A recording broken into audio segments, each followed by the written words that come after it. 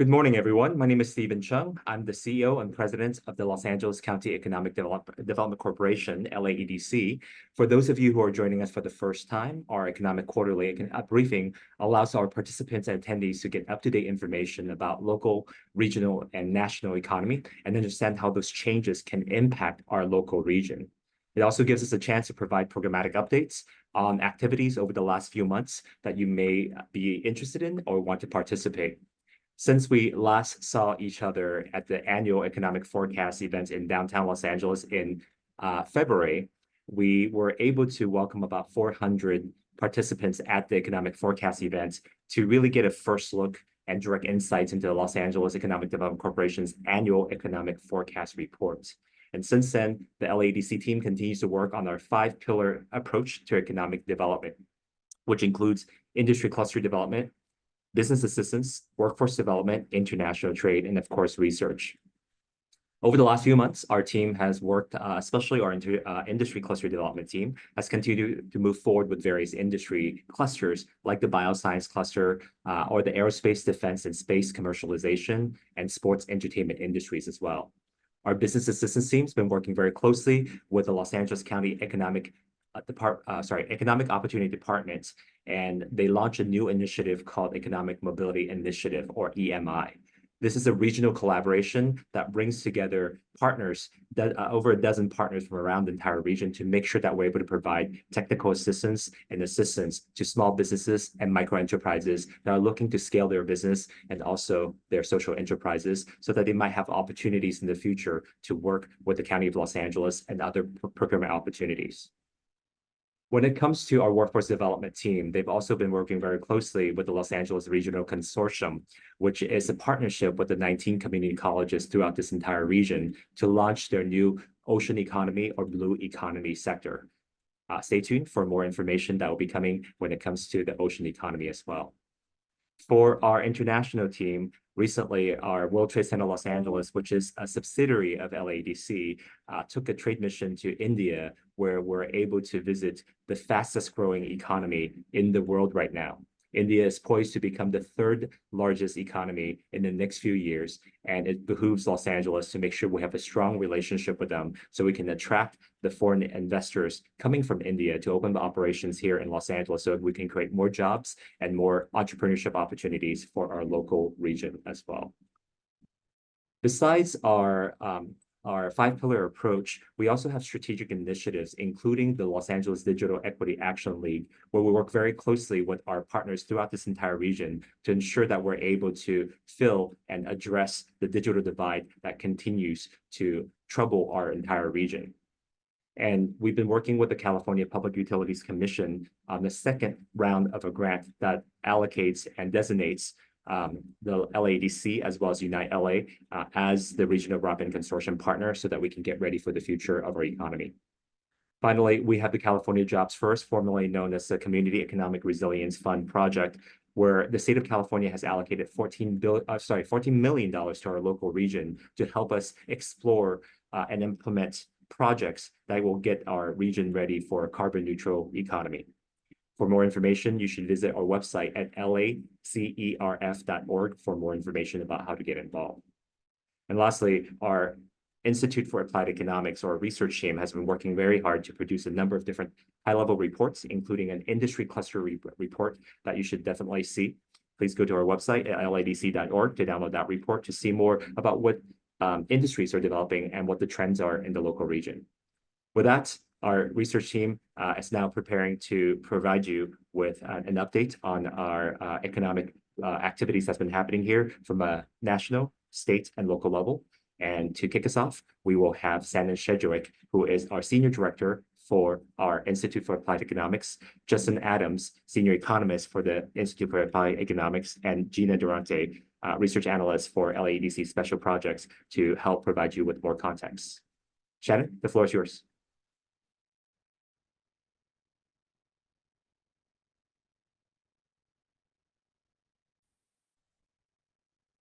Thank you, Stephen. Good morning and a warm welcome to everyone joining us today for our quarterly economic briefing, where we discuss the current state of the economy and share insights into recent developments and trends. Today, I myself, our senior economists, Justin Adams and Gina Durante, our research analysts, we're all joining you to go over the national economic conditions, the local employment situation, and the latest update of the Industry Clusters in LA report, which we just released. As we move on to the current state of the economy, I'm delighted to introduce the Institute's senior economist, Justin Adams. Justin?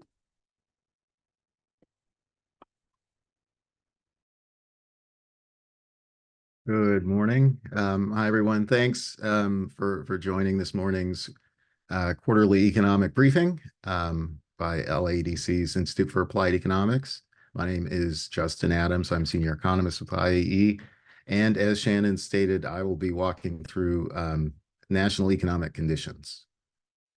Next slide, please.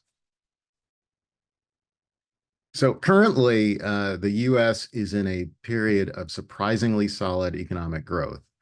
The most recent economic projections made by the Federal Reserve in their March 2024 summary of economic projections, it shows that the Fed expects real GDP growth of 2.1% this year, followed by 2.0% in 2025 and in 2026.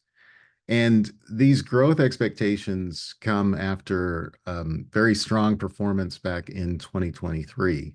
And they're actually higher than what the Fed thought would happen just a few months ago back in December. You can see that the Fed was expecting we would have 1.4% real GDP growth in 2024. So it's actually almost hard to believe that in March of last year, the central question was whether or not we would slip into recession or whether the Fed would be able to engineer a soft landing of slow or flat growth. Things have been impressive as far as growth goes compared to what we thought was going to happen a year ago. And the economic strength is also reflected in the expectations for unemployment. So the Fed expects a 4.0% unemployment rate this year. It's higher than last year, but slightly better than the Fed's previous forecasts in December. Next slide, please. So keep in mind that this solid economic growth has been occurring despite the fact that inflation is still elevated. So this chart shows CPI, the 12-month, so year-over-year percent change in CPI back from January 2008 to the present. And we can see that, inflation has come down significantly from the high in June of 2022, where it was over 9%. And it's come down to about 3.4% is what it was last month. But the progress in reducing the inflation has stagnated. It's stalled. And it's been that way for about 10 months now. So we're above the Federal Reserve's kind of target rate of 2%. Next slide, please. So as inflation remains elevated, interest rates remain elevated as well. The Fed has been keeping them high with the expectation that inflation will continue to come down, although it hasn't so far. The effective federal funds rate has remained at 5.33% since August of last year. And, the stubbornness of inflation has kept interest rates high, but it's also kept the expectations that they're going to stay high for longer. At the beginning of this year, many people thought we might see 1 to 3 rate cuts during 2024, and the expectation of that is starting to diminish. as we see inflation just remains stubborn. Next slide, please. Interest rates, though, are having an impact on the consumer. And we can see this through consumer delinquencies. So this is data that was collected by the the Federal Reserve Bank of New York. On the left, we see the transition into delinquency by loan type. So this is account balances that are now 30 days late. And the time period here is so the last 10 years, so back to 2014. And you can see, in 2020, delinquencies dropped significantly. That's when the pandemic hit, but we also got the infusions of federal stimulus money, which have been supporting consumers ever since. But in 2021, 2022, that spending started to dry up, and in 2023 as well. And as that has happened, you've seen more emphasis on credit card usage, and we're seeing here delinquencies, particularly in auto loans, starting to tick up, credit cards, and home mortgages as well. On the chart on the right is transition into serious delinquency. So this is 90 days or more, also by loan type. And we see the same. So inflation and high interest rates are starting to really have an impact that we're able to see in the consumer. Next slide, please. And not surprisingly, consumer sentiment is starting to decline as a result. So this chart is the University of Michigan Consumer Sentiment Index. It shows 5 years of data, back to May of 2019. And in May, consumer sentiment dropped about 13%, and that was following 3 months of very little change. The University of Michigan, they noted that this 10 index point decline is actually statistically significant, and it's the lowest reading in about 6 months. So this is I won't say a red flag for us, but it's a concern because much of economic activity is driven by the purchases of consumers. Next slide. At the same time, business sentiment is actually doing fairly well. The S&P 500 is hitting all-time highs this month. And so this index it's reflecting there's a lot more optimism out there in the business world, which is reflected in the stronger economic growth and the lower unemployment rates. Here I have circled the steep decline in the S&P 500. This is from December of 2021 to September of 2022. It's a 25% decline. And the reason why I'm highlighting this is in the context of the May revise and the California budget. This was a cause of, one cause of our recent problems with the state budget. Given that state revenues are so heavily focused on personal income, especially on the higher end, and are driven by capital gains, this decline is is one of the causes of a lot of our problems with revenue expectations. But we see that it has rebounded significantly since. So we've exceeded the high from December of 2021. Okay, next slide. And it's my last slide. And so the reason why I focused on the S&P 500 and that decline and also the rebound is to say that, you know, while this year is going to be particularly tough in Sacramento in resolving our state budget problem, there is hope, I guess, that next year the discussions won't be as difficult.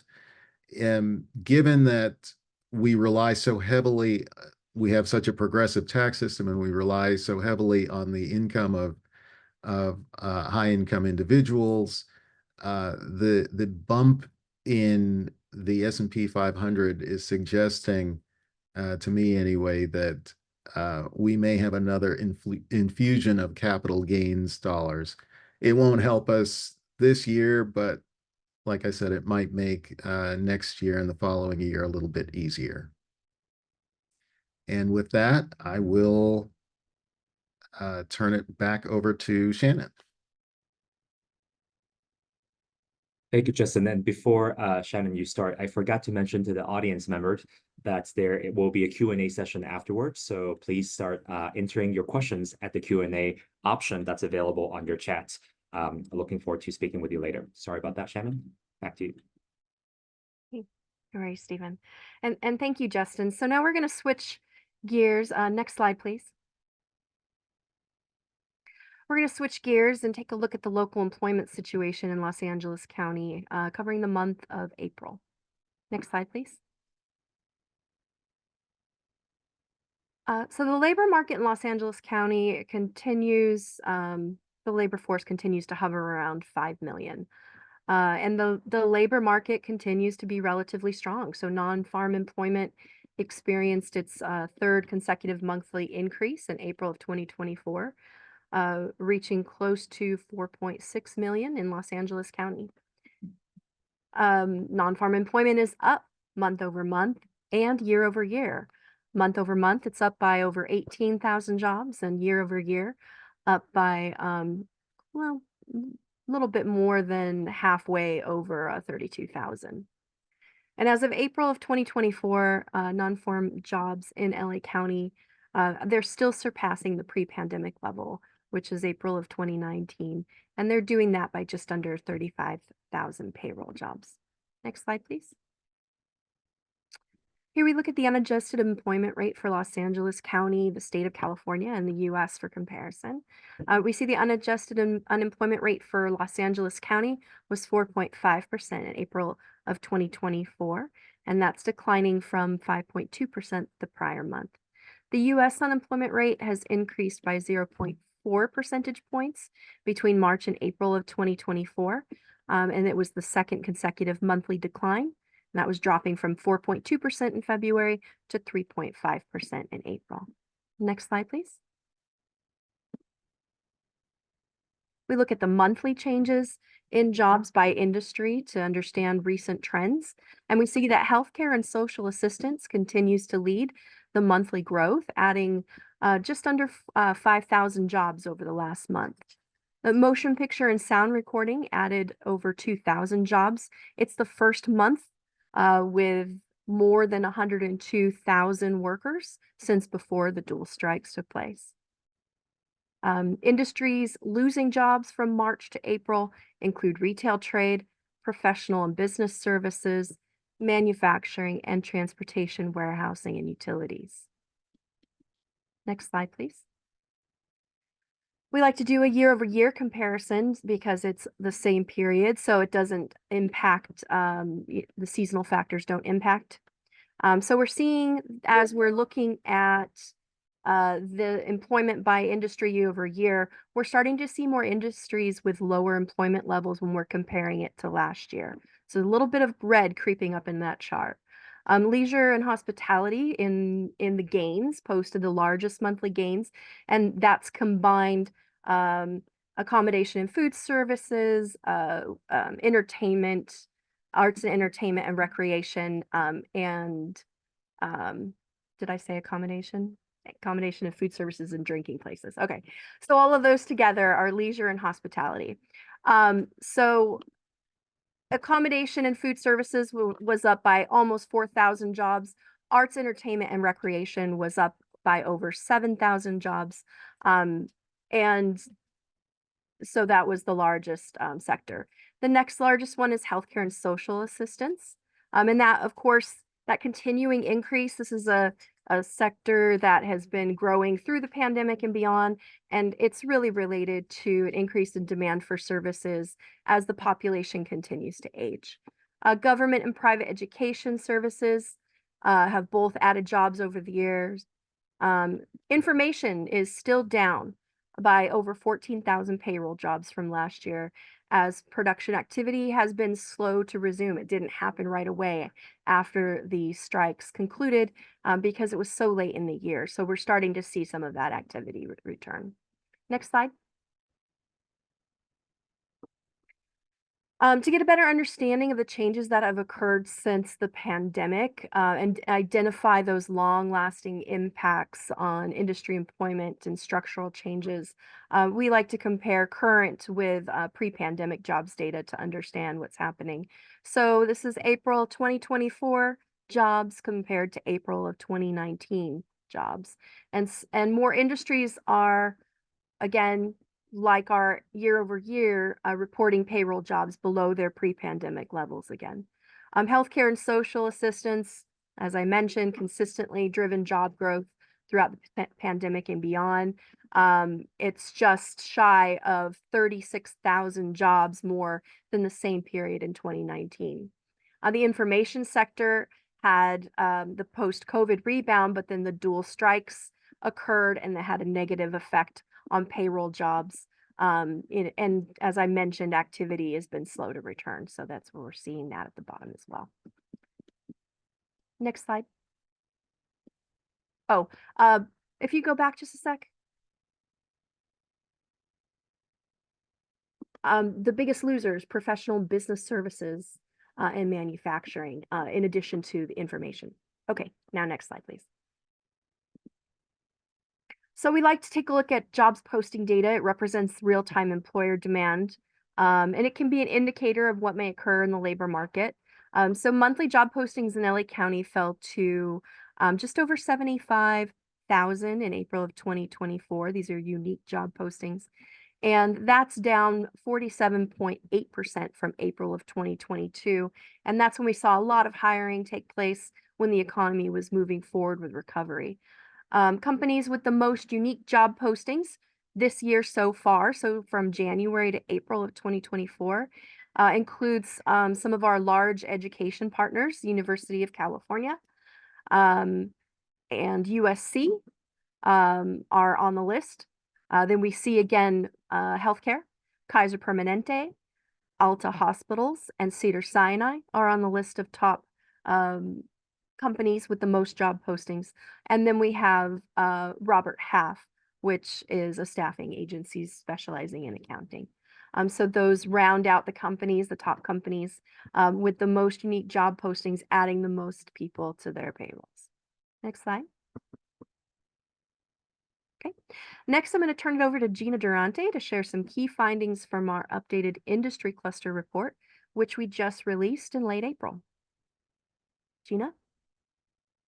Thanks, Shannon. Really appreciate it. So now we'll discuss the recently released industry clusters report, updated from the last report, which was published in 2020.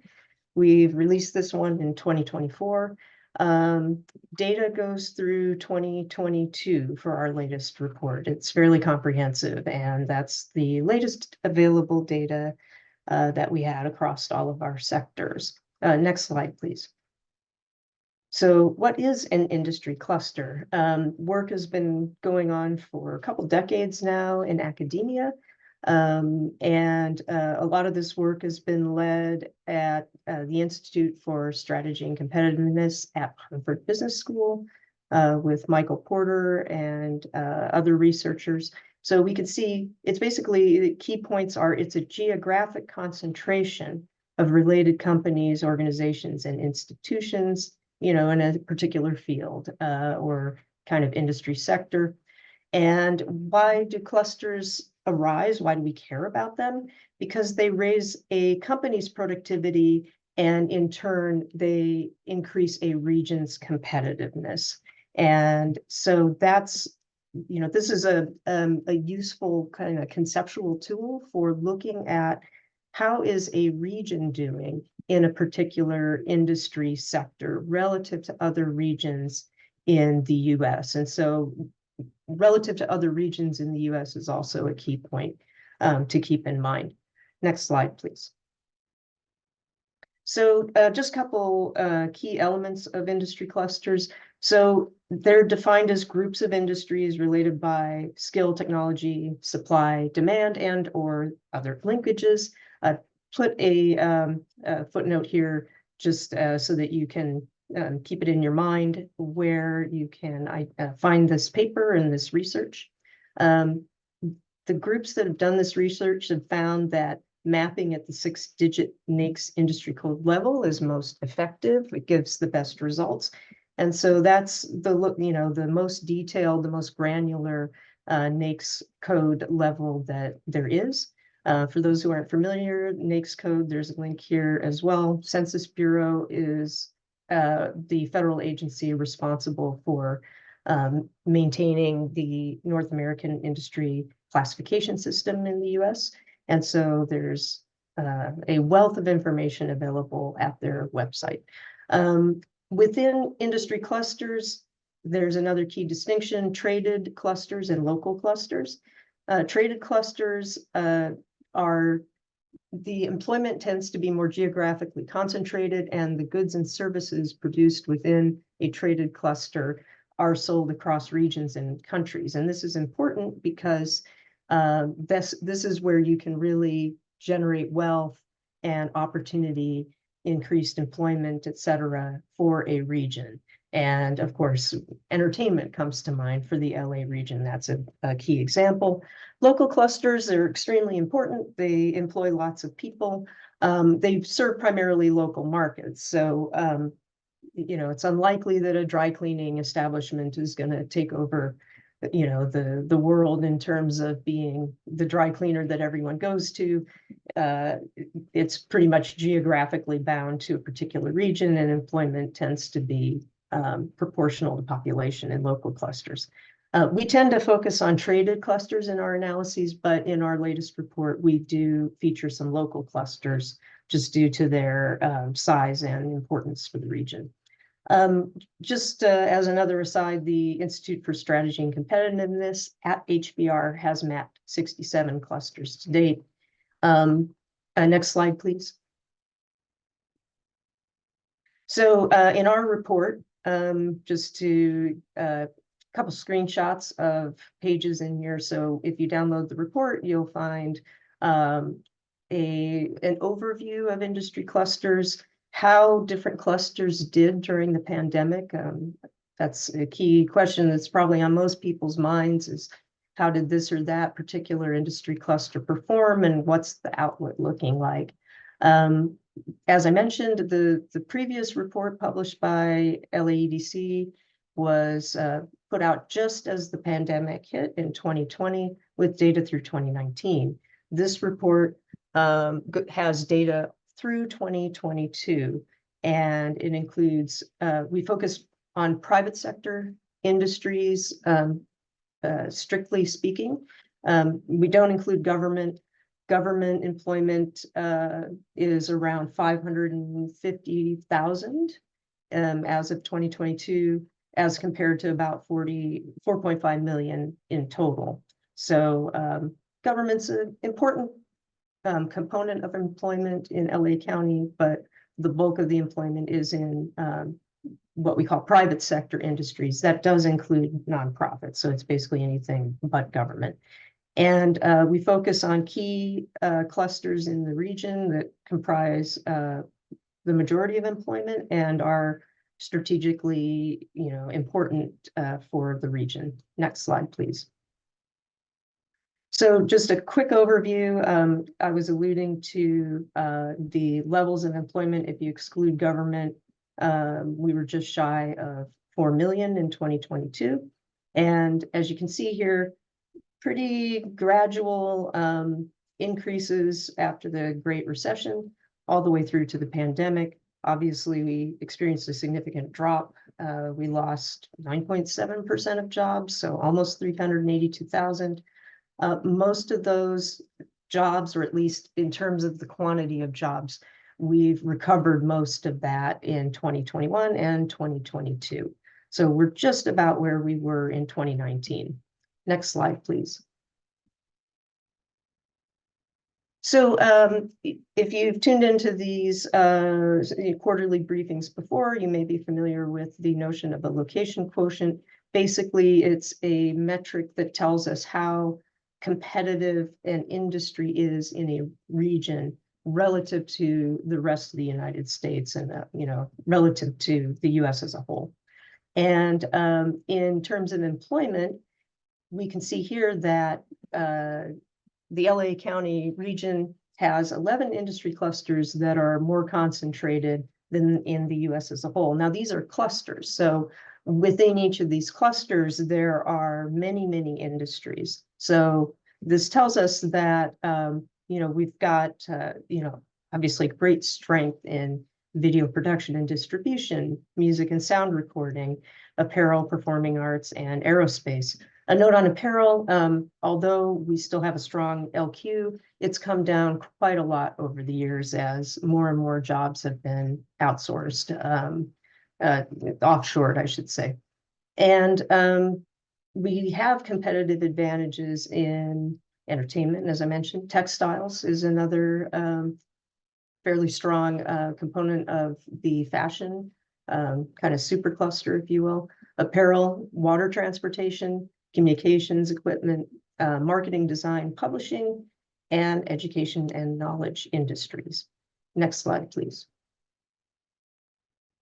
So I figured kind of take a couple of examples from the report, a couple of snapshots, if you will. And we have in the report, in addition to each cluster that we spotlight, we do have what we call aggregations. So there's 4 aggregations that, in a way, it's like a supercluster. So within each aggregation, you may have 3, 4, or 5 industry clusters. And so the trade group, I wanted to kind of highlight this one. It's, of course, very important to our region. There are 3 industry clusters within the trade group: distribution, e-commerce, transportation and logistics, and water transportation. And by the way, that includes all the cargo that comes in through the port. So that's a very important. It's not just like it includes tourism and sightseeing and that sort of thing, but it's primarily referring to cargo movement. And you can see here, so the pie chart shows us number of jobs in 2022, and obviously it's a substantial number. In 2022, the total was just over 276,000. The group, this group as a whole, was over 307,000 employment in 2019. Obviously, with the pandemic, we all know the impacts that the pandemic had on all kinds of sectors, and including transportation and shipping and retailing and the rest. The group added back jobs after the initial shock of the pandemic, but then lost more jobs in 2022, and that was mostly in distribution and e-commerce, possibly due to some of the inflationary pressures that were starting to build at the time. And so just giving you an idea of the kinds of industries or sectors that are included. And within the trade group, there are like 89 individual 6-digit NAICS codes industries. So the report goes into each of the clusters in more detail, but this just gives you some highlights. Next slide, please. And then looking as well, the report also covers average annual wages for different industries or sectors within an industry cluster. And so we see that in the trade group, the average annual wage is significantly higher than it is for LA County. The LA County average annual wage is shown in the light gray bar in the chart. And so it's just over 76,000 a year in 2022. The trade group average shown in the dark blue bar of the chart is 87,000, just over that. So we can see it's substantially higher. As you would expect, there is a great deal of variation within, when you have 89 industries comprising this group, you've got a huge range. And so, for example, the lowest 6-digit NAICS code industry wage was coastal passenger transportation, just over 39,000 a year. And the highest was in the industry of other non-scheduled air transportation. Probably not surprising that this would command a high average annual wage at $257,000 a year. Next slide, please.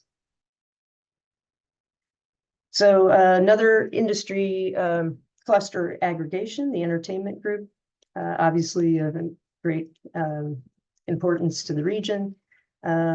This group experienced a lot of interesting fluctuations and actually has come back stronger since the pandemic. So that's kind of the punchline. The group lost something like 25,000 jobs in 2020. Not surprisingly, highest losses were in performing arts and video production and distribution, as of course, many productions were put on hold or canceled. But then coming back in 21 and 22, the group added really an incredible number of jobs, over 65,000. Performing arts added back many of the jobs that were lost. Video production and distribution roared back, really, 54,000 jobs since then. And music and sound recording actually didn't lose any jobs, but has since gained jobs. So the report talks, the industry clusters report we produced, talks about the changes from the pandemic for every cluster.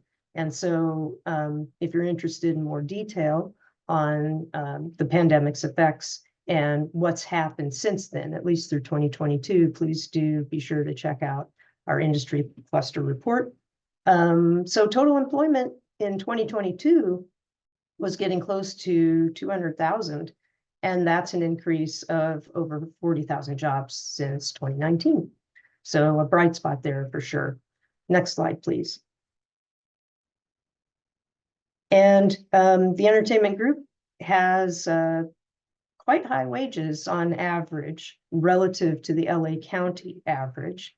You can see LA County average in the light gray bar at the bottom, similar to the previous slide with trade group wages. Entertainment group average close to $150,000 in 2022. Now, of course, we have to keep in mind that in this group, you're going to have extremely high earners, and that's going to skew your distribution. And so, of course, there are plenty of folks who aren't making quite so much money, but this just gives you an idea of what the average wages are in the various industry sectors within the entertainment group. And I think with that, I will pass it back to Shannon or Stephen. I'll jump in. So this thank you, Gina, for your cluster overview. And this concludes our presentation for today. We wanted to take this opportunity to thank you again for deciding to spend a little of your valuable time with us. And so now we're at the Q&A portion. So we'll bring Stephen, Justin, and Gina back to answer a few questions that you have. Thank you, Shannon, Justin, and Gina. First, Bianca had a question earlier about the PowerPoints. Want to let everybody know that the PowerPoints and the recording for this presentation will be available on our website, laedc.org. So please feel free to join and download the information, as well as the report that Gina was talking about with the industry cluster report. You'll be able to get that information on our website as well. Now, we already have a couple questions, so please keep them coming. The first one comes from Aaron. Aaron was asking whether the unemployment numbers include the closure of the 99-cent stores and other major employers. For context, the 99-cent store announced, I believe, early April that they will be closing all 371 locations. And so that number probably, as they made the announcements, didn't come until after mid-April, if not late April. So Shannon, Justin, and Gina, any information in terms of whether your unemployment number included the 99-cent store closure? Yeah, so your employment estimates, there's a little bit of a lag in the data. And the way that they create those estimates is it really takes everything up until the 12th of the month. So your announcement of the closures of the 99-cent stores, they're not going to show up until the closures actually start happening. Then they're definitely not showing up in this month. So the estimates are based on unemployment insurance. And so as people are falling off payrolls, it will show up in the data. However, it's not in April's data because it's too soon. But we do expect that those will start to show in the months ahead as the data catches up and as those closures take place across California. Thank you so much. Another question. I think there was a bit of confusion about the discrepancy between increase in changes in job site industry that seems to be increasing from month to month. However, if you there's another job posting information that basically said it's been declining.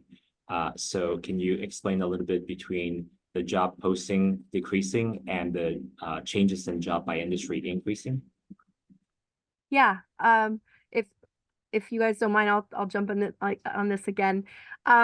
So your job postings are real-time employer demands. Those are every time somebody is looking to fill a position. They represent opportunities for increased employment, or it's essentially like an indicator. You can use them as an indicator. When you look at the chart, and I don't know if it's easy to flip back to the chart, I can talk through it a bit. But if not, that's okay. When you looked at the chart in 2022, you saw really elevated levels of job postings. So that was because we had hemorrhaged so many jobs and shed so many jobs during the pandemic related to the health orders, that when everything started to green light again, and then those health orders were less restrictive and they ended, you had employers sending out a huge number of job postings to fill positions to return to more normal levels of activity. Your job levels are your actual total employment. So if you've got if we were depressed job levels in 2020, 2021, then you have a huge number of, I hope you can't see my hands, you have a huge number of job postings. Then as those positions get filled, it pulls this level up, right? So then now you're coming back and you've recovered, and as your job postings start to decline because all these positions are filled, your job postings will slow. And so that will then indicate that you're either fully, at the point where your, employment is kind of in its little range of equilibrium, or, movement again can determine, if it starts to decline and steadily declines, it could indicate a future slowing. So it's just an indicator. So they're a little bit different. They're measuring different things, and one's leading the other. Thank you, Shannon. Another question from Sandra, specifically asking, higher education is still struggling to ensure enrollment numbers increase. However, the other concern is how to best continue preparing college graduates. Any insights per what is being seen on the employer demand side?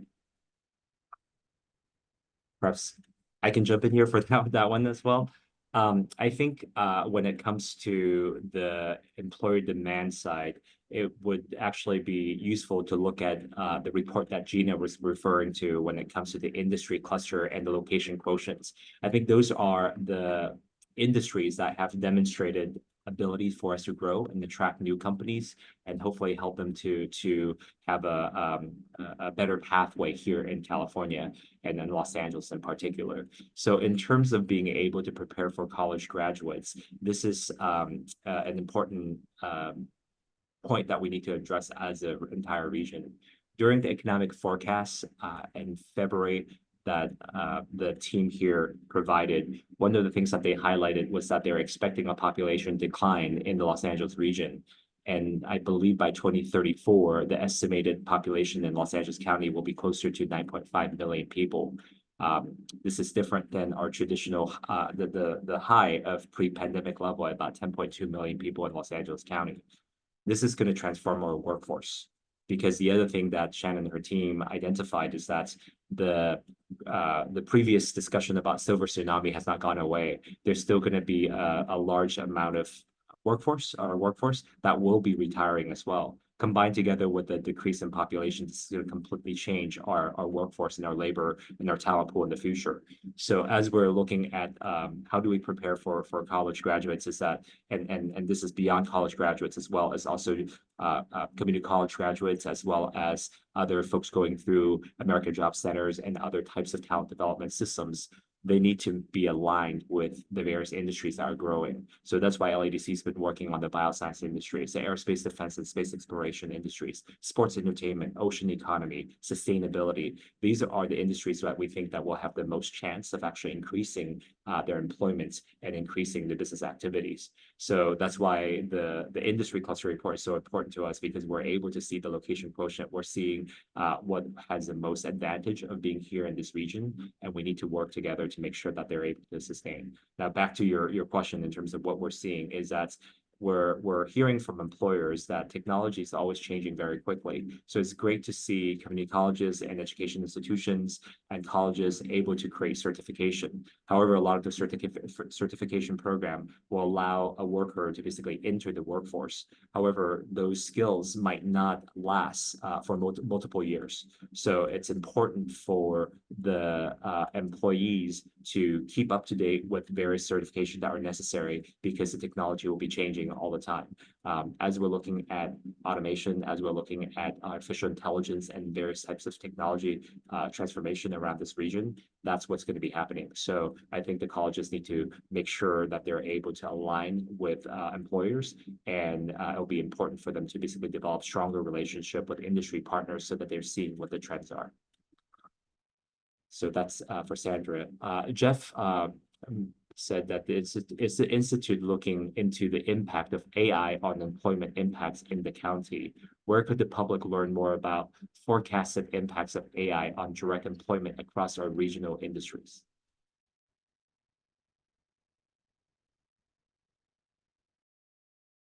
So we're not looking at that specifically yet, because AI, it's used differently across different industries.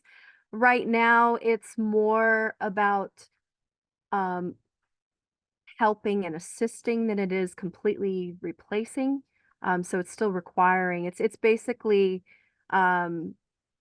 working to increase productivity of existing workers at the moment. It's not like you can just plug and go and without reviewing and that type of thing. So so we are looking at it a little bit, but we haven't done anything major, because it would be across so many different industries. It'd be hard to do something comprehensive. So we'd likely be addressing it as we're doing kind of targeted dives in particular industries. We'll probably be addressing the role that automation and artificial intelligence has on those industries specifically. You know, with automation, there was always a concern about replacing jobs. You know, so there's been an observation that yes, you lose jobs, but you end up with more jobs, again, related to increased productivity. The trick is that those jobs that are coming, that are being added are not the same. And so that has been traditionally the challenge. With AI, again, it's going to be something similar. You know, you might lose some of the lower level jobs, but you're still going to need people who can, you know, that use their brain power, that understand how to put the pieces together and can actually review. So I don't know if that helps a little bit. But yeah, industry by industry is where we'll be addressing it because it looks different, so different across each one. Just I saw that came up with. Yeah, I just wanted to jump in on that. So I want to second what Shannon's saying. Feels like AI is still very early. The fact that, you know, a lot of the talk about sort of AI results, you know, they talk about these AI models hallucinating. That's a bad sign. That means that you actually need to have kind of humans reviewing and interacting, and you can't just sort of outsource different activities, you know, to AI and just like call it good. There's still a role for us. And then I actually just wanted to jump in on the previous question too about higher education. Soft skills. Soft skills are something that, you know, we hear repeatedly, just the ability to communicate, to reason. Those are universal, and as you know, especially with the kind of Gen Z folks who come through the pandemic, they face different challenges than we have. So a lot of effort needs to happen there, I would say. I second that. And we've been hearing that for a long time, even before we went into the pandemic. And it's just, the pandemic just exacerbated the problem because now there were 3 years, you know, that we were unplugged. And it is a challenge for those individuals who were in school during that period and the impact that that's had on their social skills and their soft skills. Yeah. And we're seeing that a lot of employers have been, and also various workforce development programs have been focused on apprenticeship and internship to allow them to basically develop those soft skills as well. So it's important to make sure that besides being able to learn the technical aspect, that those soft skills are not only learned, but also developed and exercised in practice as well. I want to go back to one of the things that you mentioned before about automation. One of the things that we have seen over the years across the United States and not just in Los Angeles is a decrease in manufacturing jobs, because I think over the last few decades, a lot of the manufacturing jobs have been outsourced into other countries. But over the past, I would say, decade or so, you've been hearing a lot more folks talking about nearshoring and onshoring and bringing some of those jobs back to the United States. However, when we see those manufacturing jobs coming back, it's not the same as it was decades ago because of automation. Can you talk a little bit about that kind of impact? And is that contributing to the numbers that we saw earlier from year-to-year change, that manufacturing is down 4,000 jobs in this region? Is that related? Yeah, so I'll jump in. You know, manufacturing has been, it's a long-term sectoral decline in employment that's been happening for a very long time. When you overlay that with the productivity in the industry, you see, you know, a crossing. So your productivity is going up at the same time that your employment has been going down. And that has been a capital labor substitution effect in that industry. So all in all, even though we've lost a significant number of manufacturing jobs, we're still, you know, one of the largest in the nation in terms of the number of people employed in this sector.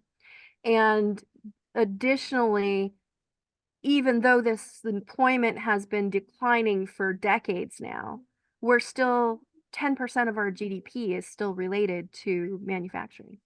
So you can see that when we talk about economic growth and productivity and labor, that you're essentially a triangle, and you can move some of these levers. And if you are staring down a declining workforce, if you have workforce shortages, then you can lean into automation, AI as a means of bridging that gap to maintain economic growth. So it's not always a negative thing. And increases in productivity translate directly into increases in GDP, and that's our economic growth. Did that answer the question? Yeah, thank you so much. I think we're now at the end of our session, so I want to thank our presenters for your information, and again, the information will be ready on our website soon, and you can download both the recording as well as the slide deck. As we're looking at future events for LADC, please come join us on June 20th in Long Beach for annual Select LA Investment Summit. This is our international summit that's hosted by LADC and the World Trade Center Los Angeles, and we will be hosting it in Long Beach this year, where we're expecting about 300 to 400 international and domestic companies coming together to learn about investment opportunities that are happening throughout this entire region, and what are some of those opportunities available to all. So please join us, ladc.org/events. You'll find out more information about it, and we hope to see you there. Thank you so much for spending with us. Before we sign off, can I just share, we only do these once a quarter, and my team's been really busy. We've actually released about one major study per month starting in February with our 2024 economic forecast. And of course, that was the theme of addressing lingering challenges and positioning for opportunity. In March, we released Addressing the Digital Divide in the City of Los Angeles, where we created our own LADC Digital Distress Index. In April, we released the Industry Cluster Report we just shared with you today. And earlier this month, we released Supporting Small Business for Power and Economic Opportunity. That's a collaborative effort that was led by Arroyo West, made possible through a grant from the James Irvine Foundation. And this study examined the potential of supporting small business workforce development as a means of promoting worker economic mobility, particularly for BIPOC Californians. And that was done with our partners from Chaffey College and the Latino Restaurant Association as well. So all of these reports that we've been releasing over these last few months, they can be found on our reports page at the LADC website. Great. Thank you so much, Shannon. Yes, go to our LADC website to download all the reports. And the last thing is at the Select LA Investment Summit, the IAE team will also be releasing our foreign direct investment report, looking at the impact of international investments into our local region and throughout the state of California. So we hope to see you all there. Please register, sign up, and we will see you in Long Beach next time. And then until the next time, please come to our website. And if you have any questions, let us know. Thank you so much for joining us. Take care.